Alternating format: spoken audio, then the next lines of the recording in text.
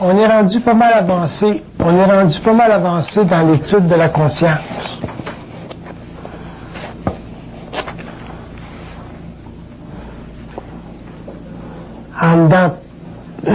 À l'intérieur de 30 ans, il y a énormément d'études qui ont été faites au niveau du plan mental. Puis, il y a des aperçus de cette étude-là que dont je veux vous rendre compte pour que vous ayez une mesure, une appréciation de l'évolution de l'âme, de ce que j'appelle la conscience, des niveaux de mentalité, des niveaux d'intelligence qui se situent au-dessus de la réflexion.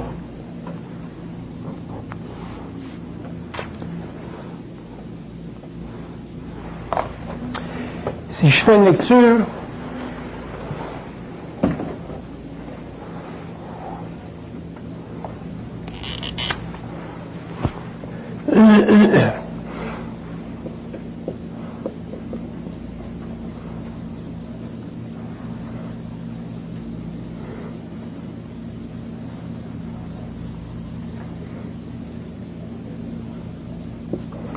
ils disent de considérer ce qu'on appelle la conscience sur la Terre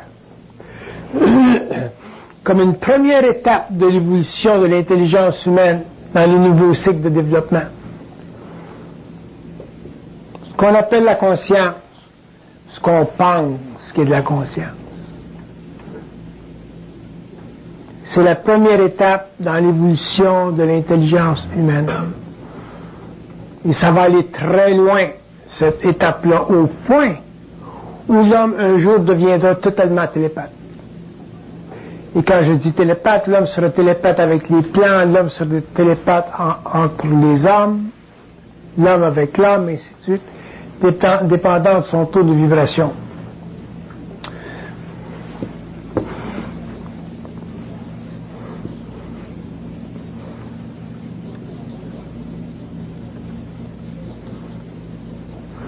Ils disent que la conscience est un champ de communication qui est intimement lié avec ce qu'on appelle l'intelligence.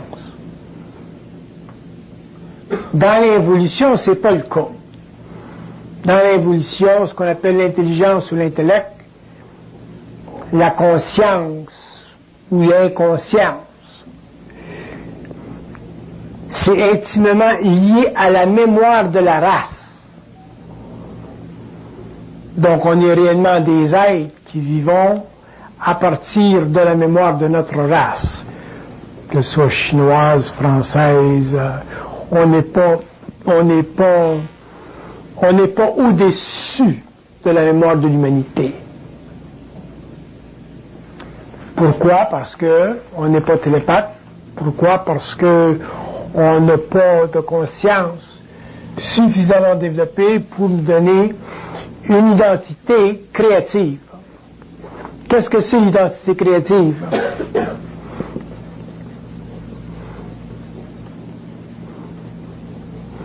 Ils disent que c'est la capacité de l'homme de se décharger de tout ce qu'il a appris pendant l'évolution pour créer de nouvelles formes. Quand l'homme pourra se décharger de ce qu'il a créé ou étudié pendant l'évolution, donc quand l'homme pourra réellement se décharger de la mémoire de sa race, l'homme pourra commencer à créer, c'est-à-dire développer les arcanes de la conscience. Puis je vais faire ma conférence ce soir sur les arcanes de la conscience.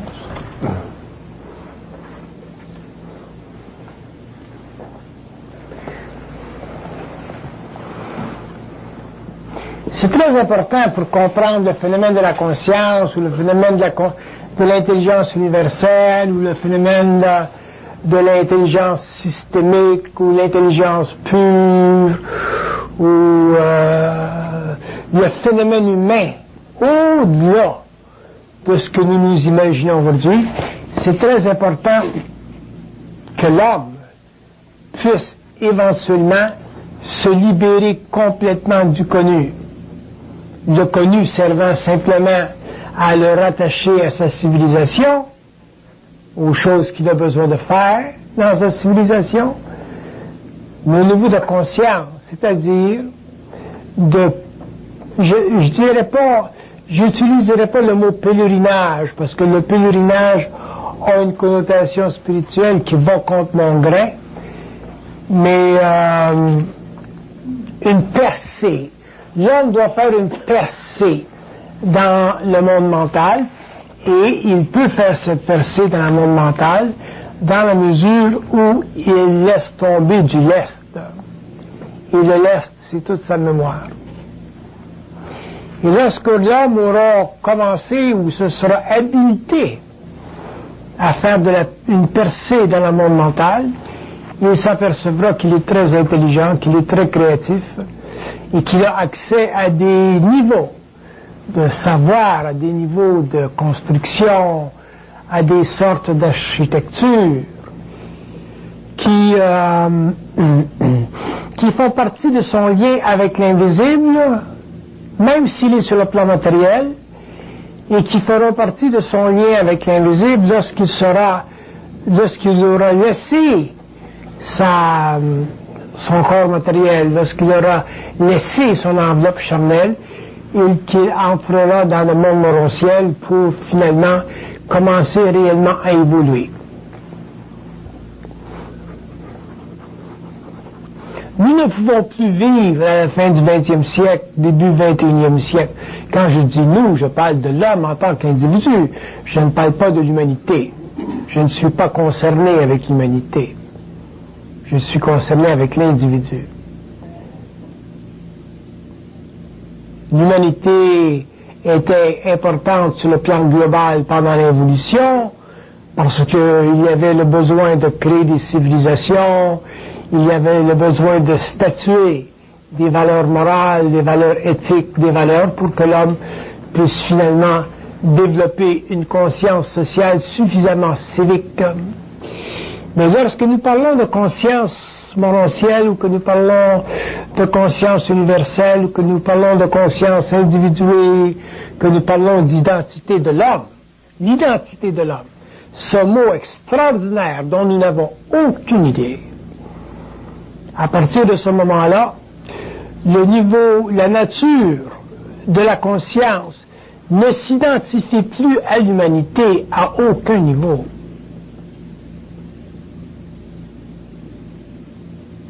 Ceci ne veut pas dire que l'homme se sépare de l'humanité. Ceci ne veut pas dire que l'homme n'est plus impliqué dans l'humanité. Mais ceci veut dire que l'homme est libre de la mémoire de l'humanité. Vous pouvez être conscient et faire un très bon travail aux Nations Unies, faire un très bon travail dans le monde, comme architecte, comme médecin, et ainsi de suite.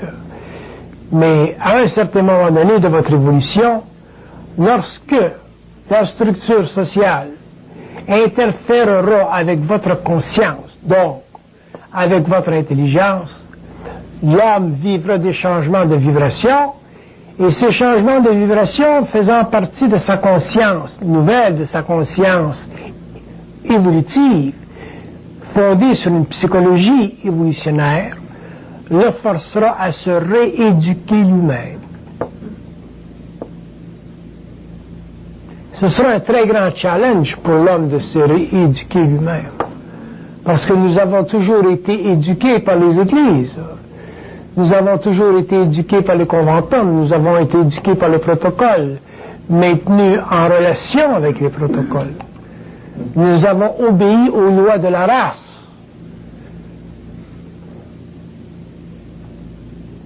Nous avons substitué pas volontairement, effectivement, mais nous avons substitué notre mémoire cosmique, notre mémoire universelle, notre savoir universel qui est dans le fond la totalité de notre identité, nous avons substitué cette réalité à des conventions qui font partie et qui ont créé sur la Terre Une civilisation incapable de supporter la lumière humaine. C'est pour ça qu'aujourd'hui, nous sommes dans un monde où la lumière devient de plus en plus restreinte, où les hommes ont de plus en plus de difficultés à s'assurer une paix d'esprit, à s'assurer une survivance matérielle, parce que les forces astrales de l'homme, les forces astrales de la planète sont trop puissantes pour l'homme qui n'a pas été éduqué, qui n'a pas été amené à percer le mystère de sa propre identité.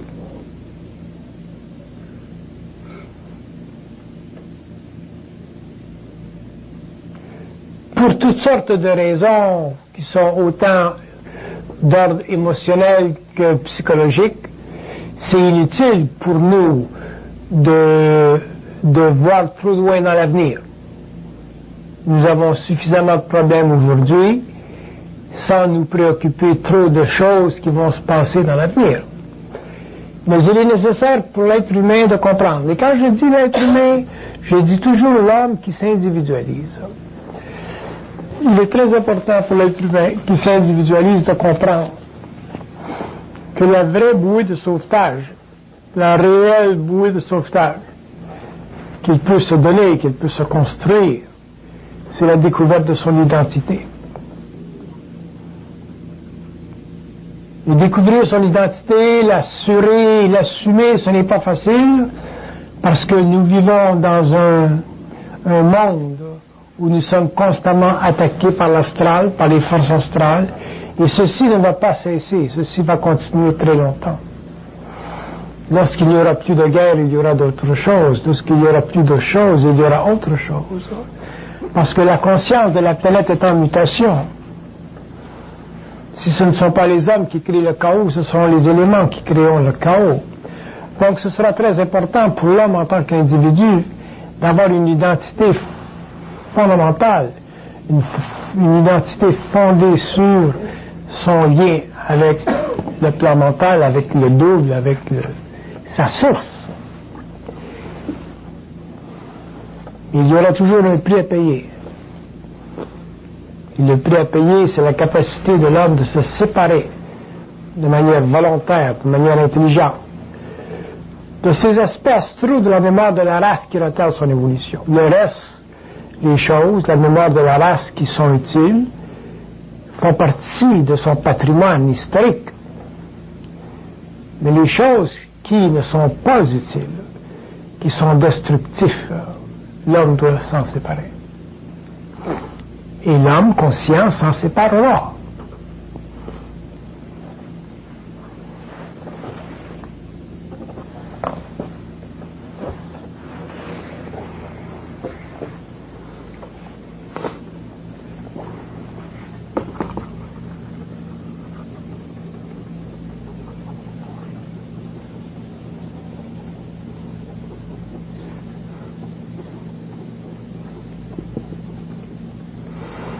Ils disent que dans l'évolution de la conscience de l'homme sur la Terre, il y a un a priori.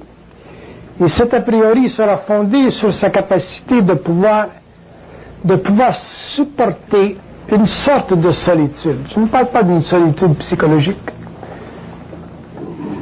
Je parle d'une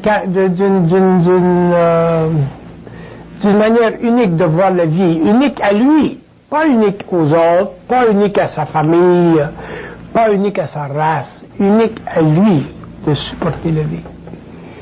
Supporter les choses de la vie qui sont difficiles, comme la maladie, par exemple. Un homme qui a une conscience mentale télépathique n'est pas impliqué dans la maladie s'il a une maladie. Parce que la maladie n'a pas... La maladie ne lui apporte pas de disconfort psychologique. La douleur, oui.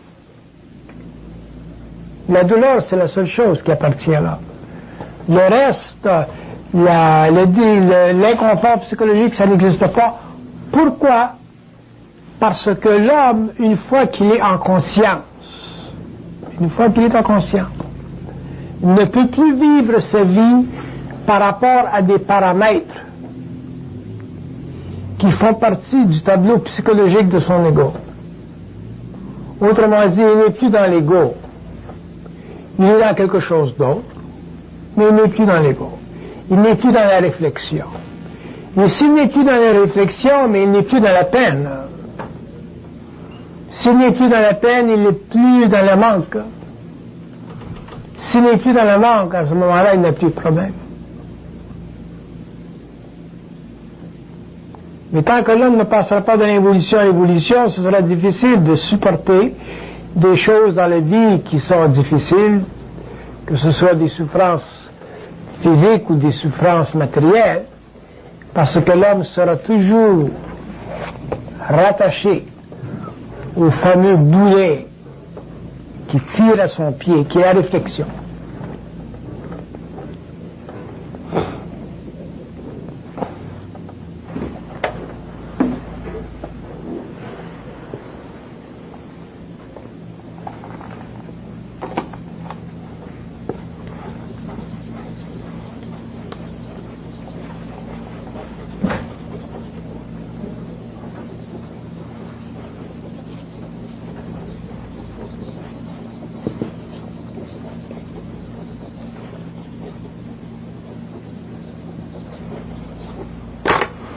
Ils disent que dans le phénomène de la conscience, il y a des aspects qui sont cachés à la conscience de l'homme, parce que l'homme doit découvrir par lui-même qu'est-ce que c'est la conscience. Et la conscience, ce n'est pas ce que vous pensez. La conscience, ce n'est pas un état d'éveil psychologique.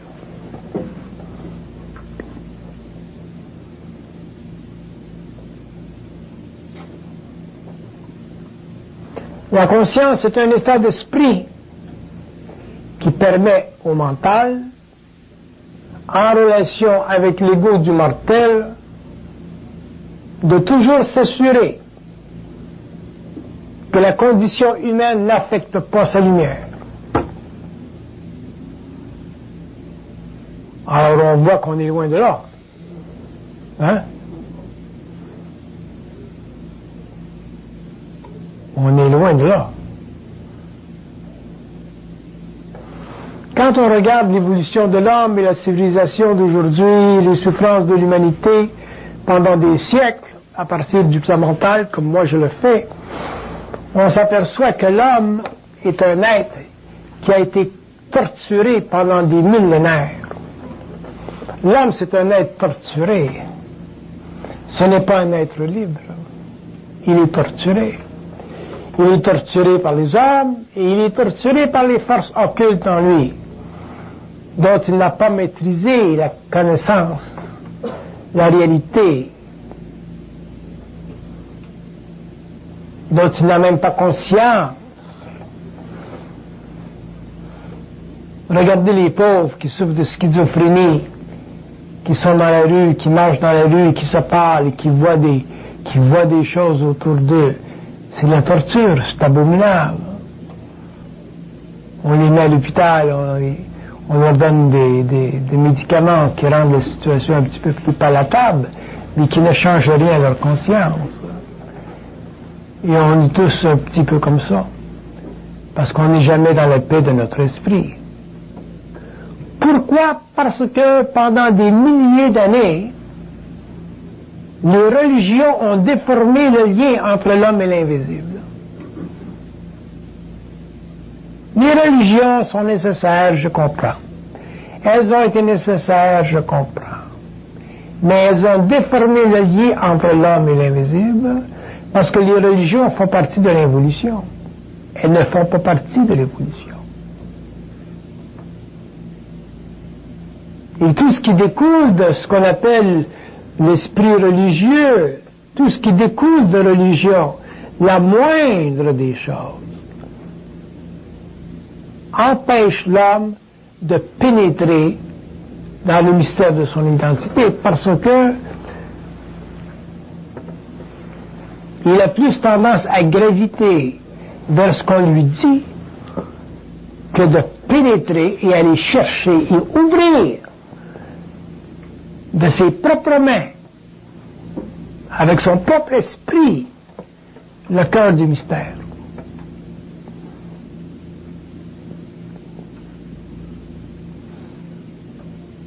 C'est pour ça que l'évolution sera très longue. Elle sera courte dans la vie de l'homme, parce que des hommes deviendront très évolués, mais sur le plan collectif, l'évolution sera très longue.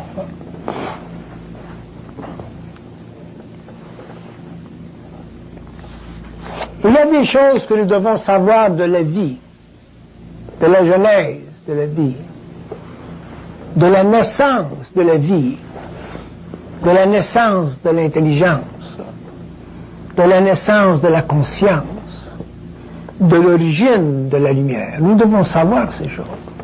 Nous ne pouvons pas simplement dire, ah ben ça, ce sont des mystères, ce sont des choses qui sont trop difficiles pour nous à comprendre. Il n'y a rien que l'homme ne peut pas comprendre. Rien. Mais il faut qu'il puisse avoir la volonté, la force mentale d'être seul contre la mémoire de la race. Le plus grand piège, et là je parle sur une base très vaste d'évolution ou d'involution, le plus grand piège de l'humanité ou de l'homme dans l'humanité, c'est le crédit qu'il a donné à la mémoire de la race. Nous avons été catholiques. Nous avons eu 14 ans, 15 ans. Nous sommes allés à l'église, nous avons goûté de l'hostie, nous avons essayé de ne pas le croquer, parce que on nous disait que c'était le corps du Christ, et ainsi de suite. Et toutes ces conneries monumentales, on n'a pas réalisé la dimensionnalité. Et tout ceci s'accumule de génération en génération. Et en général, dans les générations, ce sont les plus faibles qui ont le pouvoir sur les autres. Parce qu'ils ont la crainte, Donc la conscience de la masse s'alourdit. Et souvent, ça prend des grands chocs, comme la télévision américaine, l'Église qui se fourvoie dans la pédophilie,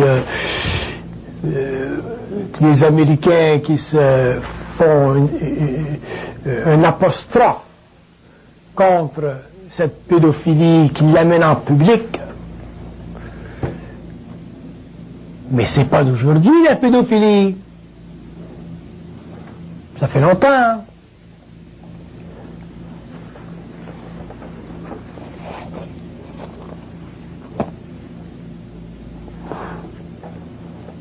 Si on faisait une analyse, une longue analyse du degré d'impuissance que nous avons vécu par rapport à la mémoire de la race, la mémoire de nos pères, la mémoire de nos grands-pères, la mémoire de nos institutions, de nos idéologies, et que nous regardions ceci à partir du plan mental, nous serions absolument aberrés.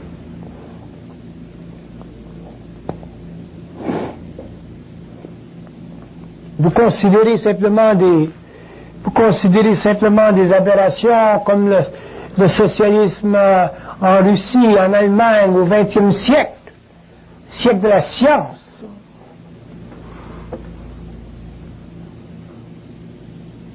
Dans le domaine médical. Donc, il y a un cloisonnement. Il y a un cloisonnement entre l'involution et l'évolution, entre l'homme ancien et l'homme nouveau. Il y a un cloisonnement extrêmement étanche. Là. Et ce cloisonnement étanche, l'homme le réalisera dans son évolution lorsqu'il prendra conscience de la difficulté de se séparer de la mémoire de la race. Ici au Québec, on est chanceux, pas mal. Il n'y a pas seulement le Québec. Il y a plein de pays dans le monde où les individus ne sont plus capables de s'individualiser, se séparer de la mémoire de la race. partir avec leur sac et aller se revigorer ailleurs dans le monde.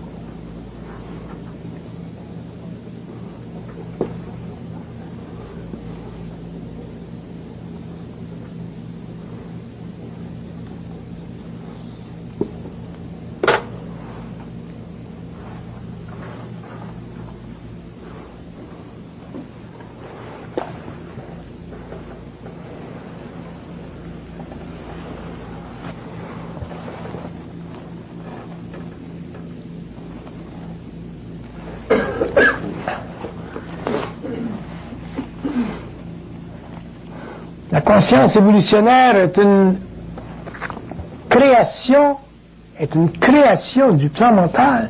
Ce n'est pas une création de l'homme. Aucun homme ne peut créer une conscience évolutionnaire.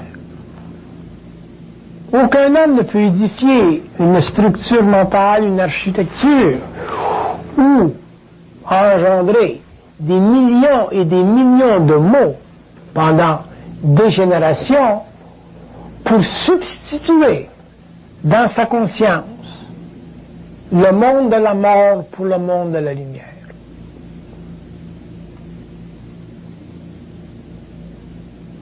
Parce que ça doit être fait. Il faut un jour qu'il y ait substitution dans la conscience de l'homme du monde de la mort, donc de l'astral, pour le monde de la lumière qui est son monde en réalité.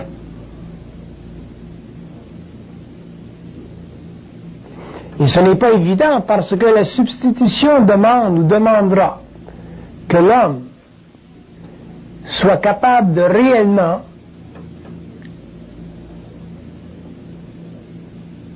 prêt à commencer à être lui-même. Et le grand problème de l'homme au XXe siècle, maintenant, dans l'âge de l'informatique, dans l'âge de la communication, dans l'âge de la télévision, c'est que l'homme a beaucoup de difficultés à être lui-même. Et être lui-même ne veut pas dire être radical. Être lui-même ne veut pas dire être anarchiste. Être lui-même veut dire être près de sa conscience personnelle.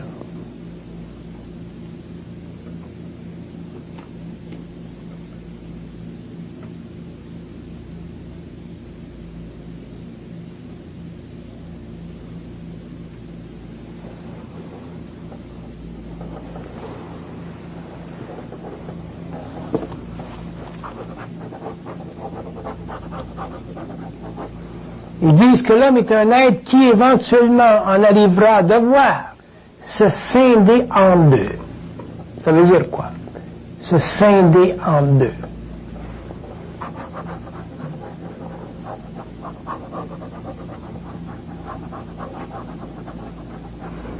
Il dit, ça veut dire qu'il aura l'obligation soit d'être réel ou de ne pas l'être.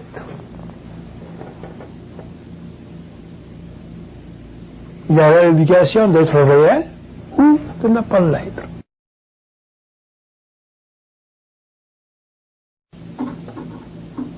Et il ne pourra pas faire autrement parce que il ne sera plus englobé par une psychologie dialectisée, dans une psychologie polarisée de l'évolution. Il sera obligé d'en arriver à être réel ou ne pas l'être.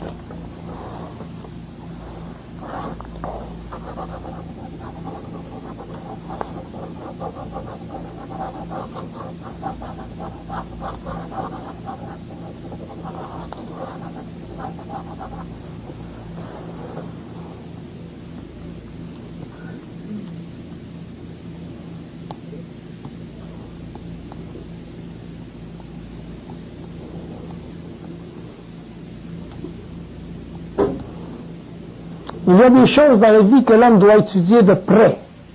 La manipulation, ça en est une. Étudier de près la manipulation, toute forme de manipulation au niveau de ses émotions. Parce que c'est la manipulation au niveau de ses émotions, quand des choses se produisent, qu'il font qu'il s'astralise et qu'il perd sa conscience. Et c'est pas quand ça va bien que vous sentez cette manipulation. C'est quand ça va mal. Quand ça va bien, il ne se passe rien. Quand on dit, comme les Américains disent, if it's not broken, don't fix it. Mais c'est quand ça va mal. Et quelque part, dans le temps de votre vie, ça va aller mal. C'est normal.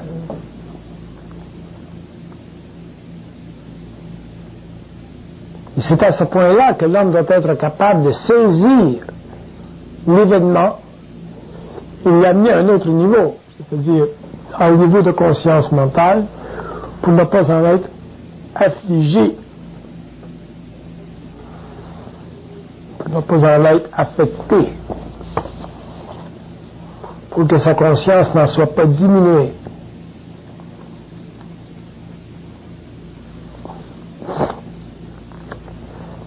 Il y a seulement une chose dans la vie que l'homme doit supporter parce qu'il a un corps physique.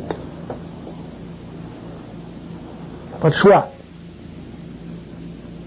Il y a des outils, mais il n'y a pas de choix. C'est la douleur physique. Tout le reste, la souffrance psychologique, tout, c'est de la bullshit.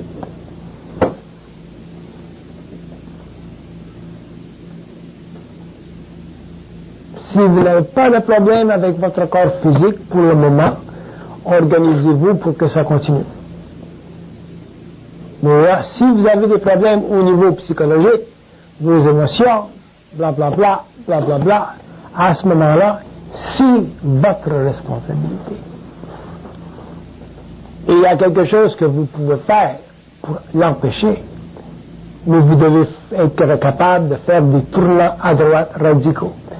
Si vous n'êtes pas capable de faire des tournants à droite radicaux, ça veut dire que vous êtes encore pris dans la mémoire de la race.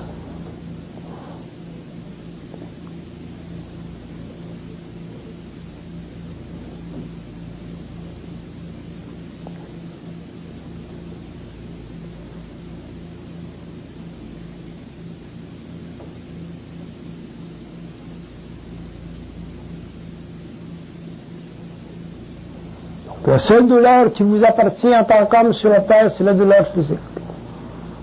À vous de la contrôler. Toute autre souffrance psychologique fait partie du fait que vous êtes impliqué dans la mémoire de la race, autrement dit que vous n'avez pas suffisamment d'identité pour élever votre taux de vibration au-delà de votre conscience astrale. C'est pour ça que l'homme souffre. Moi, je regarde des gens qui souffrent.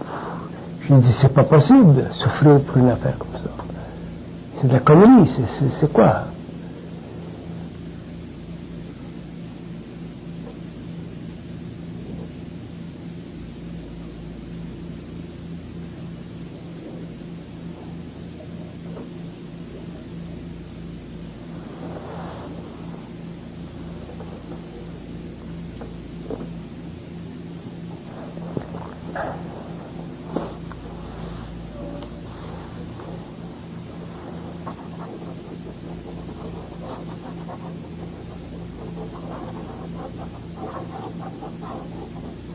Ils disent que la dégradation de la conscience sur la Terre maintenant est telle qu'ils ont de la difficulté de communiquer avec l'homme. C'est grave. C'est très grave.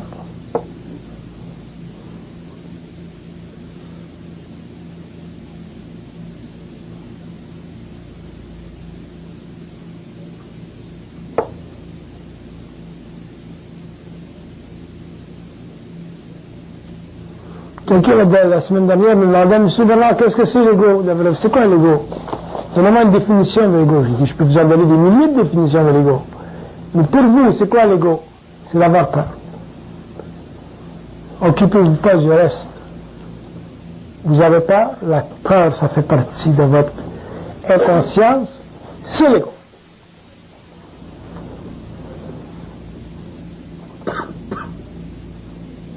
Et à partir du moment où on peut identifier l'ego, notre ego, avec une absence de lumière, comme la peur ou d'autres choses, à ce moment-là, nous avons au moins une mainmise, un point d'appui sur un phénomène personnel qui doit être ajusté.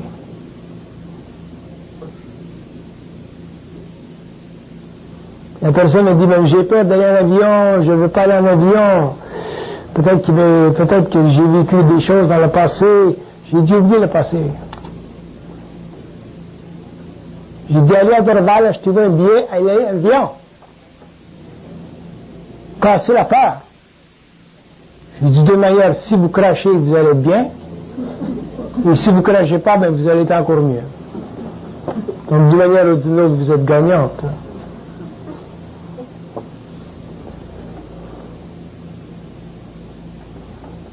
Mais ces perceptions à deux volets, ces façons de voir la vie, notre vie personnelle, notre vie psychologique, dans un cadre de totale inconsistance avec notre réalité, ça fout notre vie en l'air.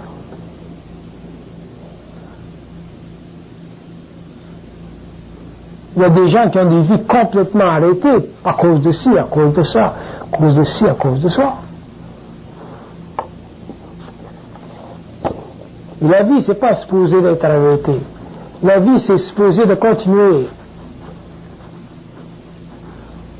Moi, je pourrais bien dire, bon, moi, je donne pas de conférence. Je suis malade. Mon corps est fatigué. Non. Pourquoi je ne vais pas donner de conférence? L'esprit est intact. Le corps doit suivre. Sinon, on tombe dans des états d'impuissance, on tombe dans des états émotionnels, on tombe dans des états qui nous empêchent de poursuivre ce qu'on veut faire. L'homme doit être libre.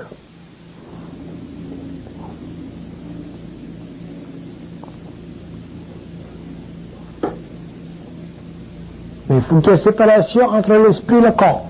Il faut que ce soit l'esprit qui domine. Si c'est le corps qui domine, c'est évident que l'esprit ne fonctionnera pas.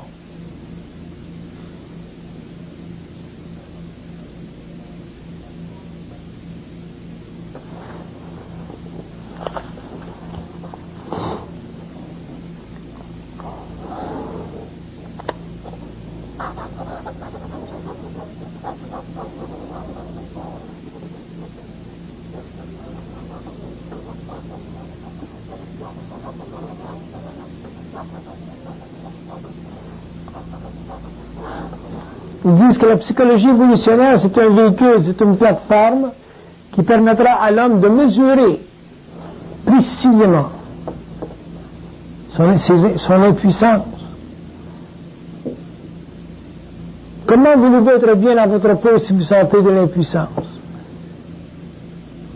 Que vous sentez de l'impuissance dans votre mariage, que vous sentez de l'impuissance sur le job, que vous sentez de l'impuissance ici ou là. Comment voulez-vous être bien dans votre peau si vous sentez de l'impuissance? Il n'y a personne qui vous impose d'être impuissant. Excepté la mémoire de Horace. Donc des façons de voir. La mémoire de Horace veut dire des façons de voir. Mais ces façons de voir-là ne font pas partie de votre intelligence. Elles font partie de vos réactions émotionnelles. Elles font partie des énergies de l'âme.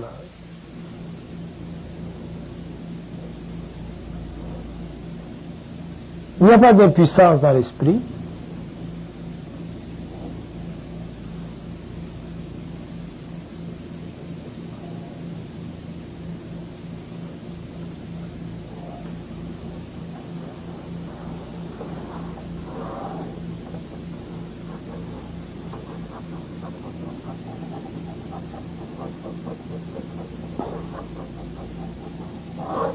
Ils disent que l'homme doit apprendre doit s'éduquer à toujours retourner vers la certitude de son être.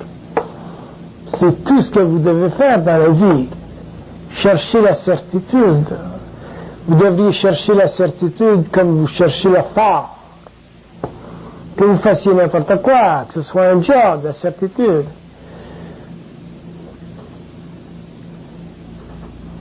Acheter une maison, la certitude. Se marier, la certitude.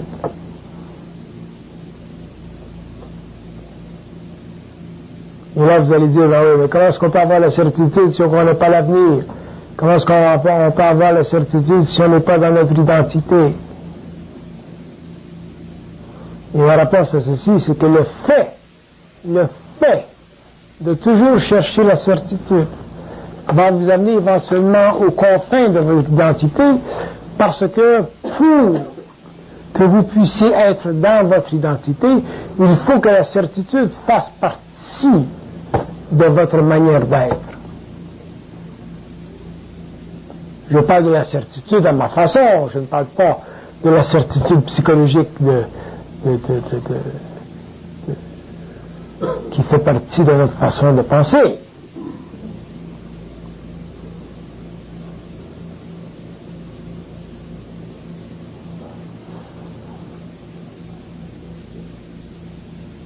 La certitude, c'est une tension psychique renversée par l'esprit pour permettre à l'ego de se dégager de ce qu'on appelle l'incertitude.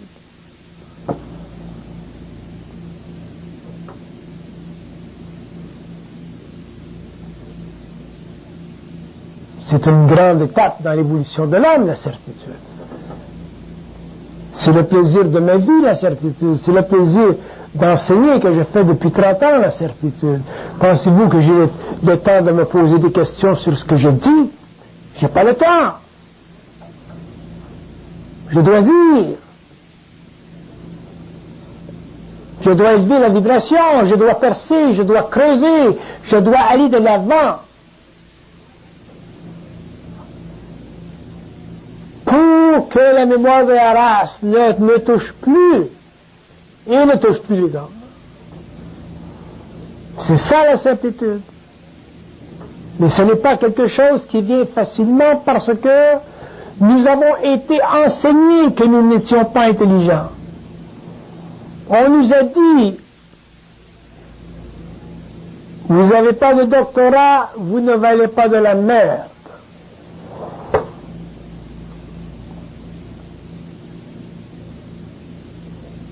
Je comprends que le doctorat soit important dans certaines sphères d'activité humaine. Ce n'est pas le point.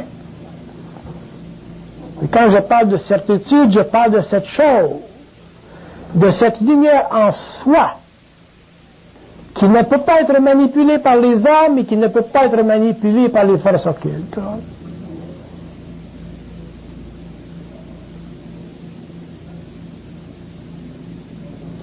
Et ce n'est pas dans la spiritualité que vous allez le trouver, hein?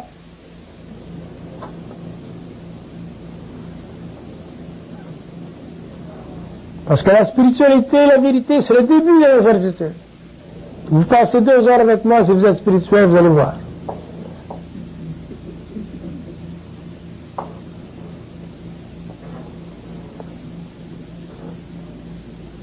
Donc la certitude, c'est une construction interne. C'est un test que l'homme se donne face aux événements de la vie. Mais nous avons une façon qui est très très mauvaise de voir la vie et les événements négatifs de la vie. Nous les voyons comme des problèmes. Chaque fois qu'il nous tombe sur la tête quelque chose, nous le voyons comme un problème. Nous ne le voyons pas comme une chose, un événement qui nous permet de développer de la certitude au-delà de valeurs émotionnelles subjectives de la chose elle-même. Donc nous demeurons empiétrés pendant des générations, pendant des siècles.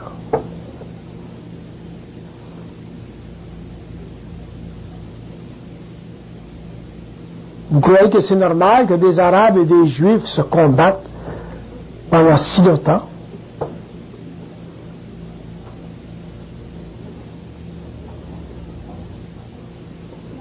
jusqu'à épuisement.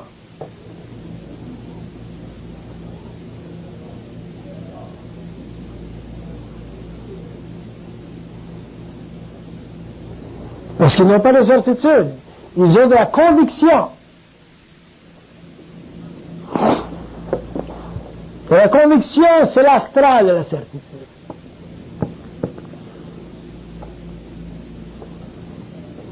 Donc, si vous vous déplacez dans un monde comme ça, où il y a énormément de conviction, puissante conviction, passionnée conviction, mais vous avez la guerre.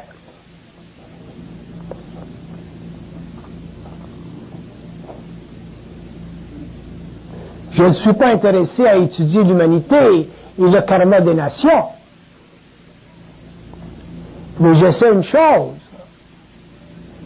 que l'homme nouveau n'appartient pas à la mémoire de la race, n'appartiendra pas à la mémoire de la race, qu'il soit islamiste, qu'il soit juif, qu'il soit chrétien, qu'il soit bouddhiste, l'homme nouveau n'appartiendra pas à la mémoire de la race. Pourquoi? Parce qu'il y aura d'identité.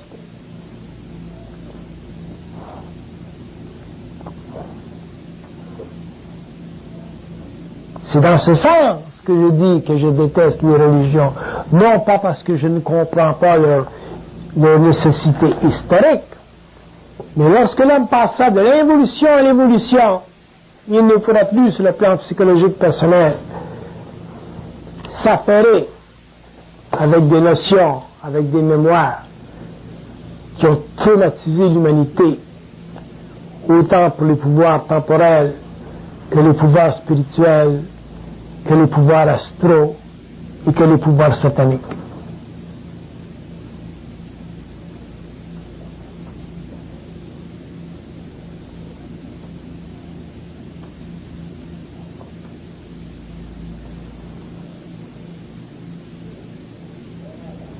Et si jamais vous pensez, vous croyez que vous pouvez aller dans le monde, rencontrer des gens qui vont vous libérer, vous vivez une grosse illusion.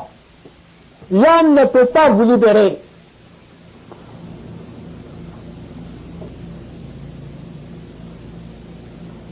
Et la raison pour laquelle l'homme ne peut pas vous libérer, c'est parce que l'homme, lorsqu'il parle, en général, il parle toujours en relation avec la vérité. Méfiez-vous de la vérité comme vous pouvez vous méfier du serpent.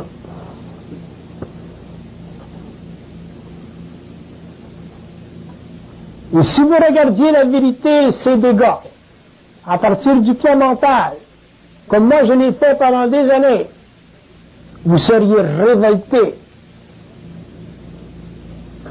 contre la petitesse de l'esprit de l'homme.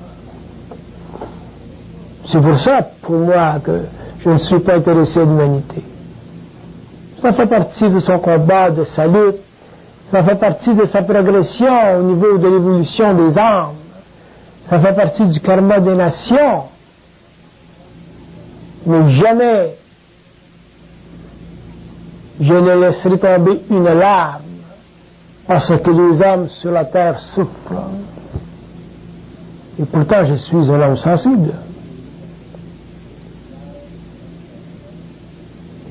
Alors que nous sommes toujours en train de laisser tomber des larmes parce que ça souffre ici, ça souffre là, ça souffre là, ça souffre là. Moi, le seul temps que je laisse tomber des larmes, c'est lorsque les plans m'indiquent que là, dans cet instant même, il y a une évaluation de la beauté. Donc, là, je laisse passer la larme pour goûter un peu à cette signification qui me permet finalement de dire, ah, voilà un grand homme, voilà une grande chose, voilà une grande chose. Les hommes ont fait quelque chose de bien. Là, je peux verser une larme, mais je ne verse pas de larmes pour le karma des nations. D'ailleurs, je suis incapable.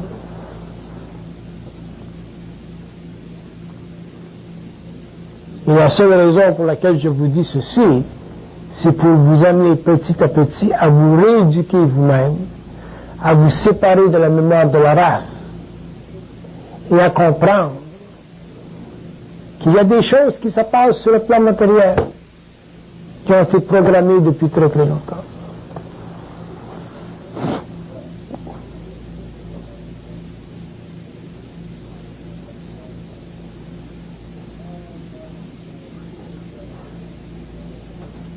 Je suis fasciné par les inédits de la vie. Les inédits de la vie étant ces trous noirs qui font partie de la conscience cosmique, mais à l'intérieur desquels l'homme peut voyager pour sentir la gravité du mal.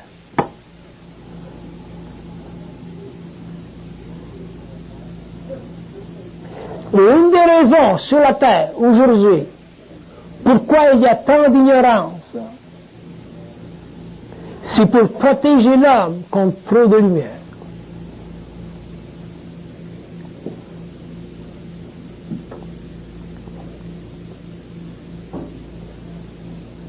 Nous, avec nos raisons, notre esprit critique, notre philosophie, notre recherche de la vérité, et même notre approche scientifique pour découvrir la vérité, nous croyons que nous devrions savoir toutes choses, pour comprendre toutes choses. Et ça, c'est l'illusion de l'ego. Moi, je suis heureux et content de ne rien comprendre. Heureux et content de ne rien comprendre. Savoir, oui. On me pose une question, oui. Mais la mémoire vient et descend comme une guillotine.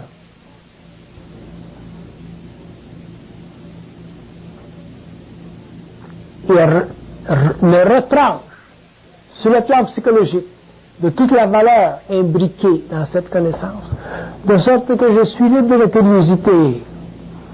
Je n'ai aucun intérêt à la vérité.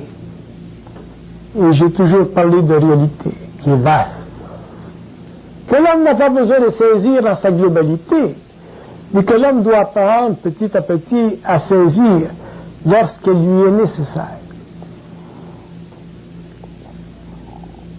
Nous sommes devenus des ogres. La science d'aujourd'hui est devenue un ogre immense. On fait de la recherche dans tous les domaines. On fait de la recherche en théologie, en science, en ci, en ça. Et plus on fait de recherche, plus le monde se fracture. Plus la vie se fracture. Pourquoi? Pourquoi la vie se fracture au XXe siècle?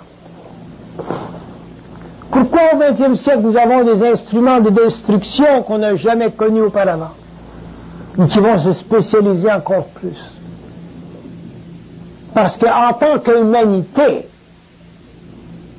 en tant que conscience globale, planétaire, inconsciente, nous n'avons aucune individualité, aucune identité. Et que tout ce que nous faisons, nous le faisons en relation avec la mémoire de la race. Et on se demande pourquoi aujourd'hui les gens deviennent de plus en plus frustrés, aliénés, malades mentales. Tout le monde, la vie sur la terre conspire à la défaite de l'homme. Pourquoi? Parce que l'homme, à partir des plans, n'est pas important. Ce qui est important à partir des plans, ce sont l'âme, les âmes de l'homme, pas l'homme. Et l'homme doit reprendre son contrôle sur la vie. L'homme doit reprendre son contrôle sur la matérialité, mais il doit la faire avec intelligence. Il ne peut pas se laisser désavouer, il ne peut pas se laisser enlever. Et même si on lui disait, nous vous avons envoyé vers la terre parce que nous devions d'ensemencer une planète pour l'évolution des âmes qui un jour deviendrait suffisamment morontialisée pour travailler en partnership avec nous, ce n'est pas une souffrance suffisante, une réponse suffisante. L'homme doit être capable de confronter les dieux, s'obstiner avec les dieux, avoir la certitude de sa lumière contre la moindre manipulation des plans qui veulent le garder toujours dans une forme quelconque de soumission ou de programmation planétaire.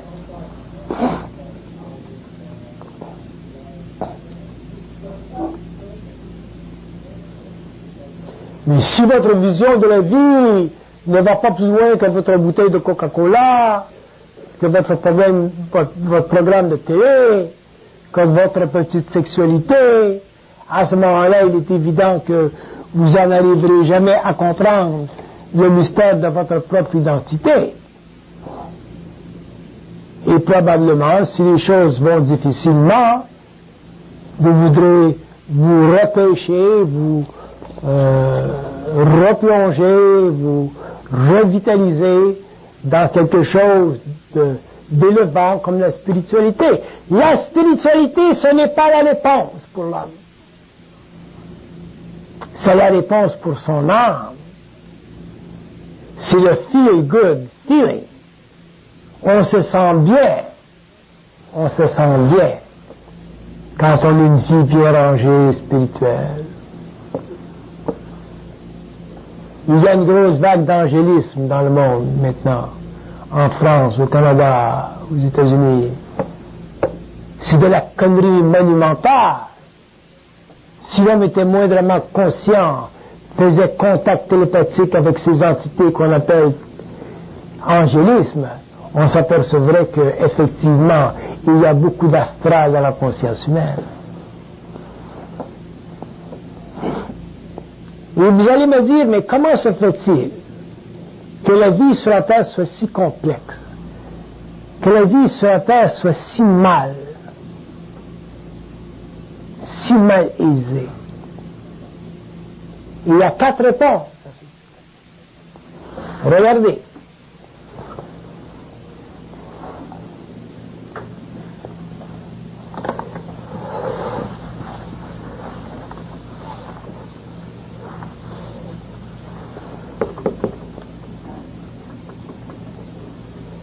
Premièrement, l'homme a été créé pour s'unir un jour à nous. S'unifier un jour à nous.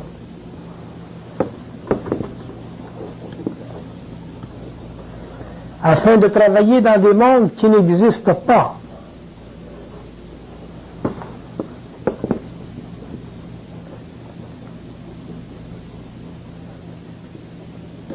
Afin de redorer le blason de la vie. Qu'est-ce que ça veut dire, redorer le blason de la vie?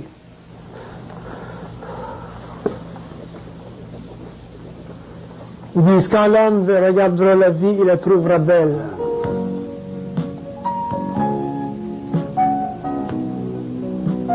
Quand l'homme regardera la vie, il la trouvera belle.